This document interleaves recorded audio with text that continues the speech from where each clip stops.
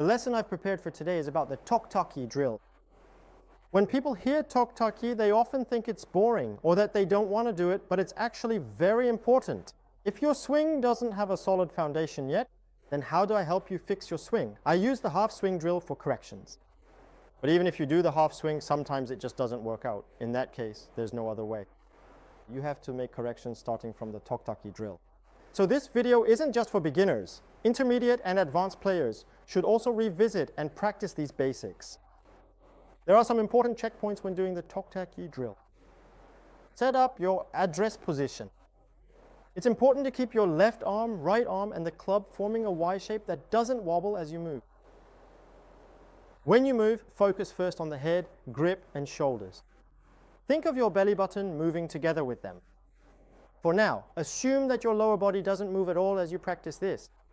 As you practice this, it's helpful to imagine keeping your spine angle as steady as possible without letting it sway up and down or side to side. Usually when people practice the Tick-Tock drill, many set their standard by keeping the club parallel to the ground at the backswing and also parallel at the follow-through. For me, I only go as far as both thighs. Why just up to here? Because beyond the thighs, you need to use a different wrist motion. So for now, we're just going to work from thigh to thigh. From thigh to thigh, your lower body shouldn't move yet.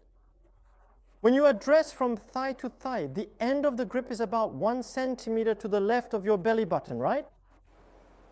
This golf club is specifically designed so that the shaft is positioned in front and the club head is located behind. That is exactly how the club is constructed. So when we address the ball according to that particular design, with the grip of the club to the left of your belly button, we are going to keep and maintain that position as we proceed. Let me show you. Maintain your spine angle and make sure the Y shape formed by the club head, your hands, your shoulders, and your belly button does not break. Connect all of those points and move smoothly from thigh to thigh. There shouldn't be any wrist action here. Just up to here. There's no need to make it any bigger. First, you need to practice hitting this section well. But what a lot of amateurs do is, from here, they let the club head go first. Since you have to hit the ball, I think that's just a golfer's instinct. In other words, it's easier to hit the ball when the club head goes first, but there's a big difference in the effectiveness of the shot between letting the head go first and holding it back so the head goes through as late as possible. For example, if I'm moving from thigh to thigh and the extension of the end of my grip is pointing toward my body. If things proceed like this, I've prepared a stick.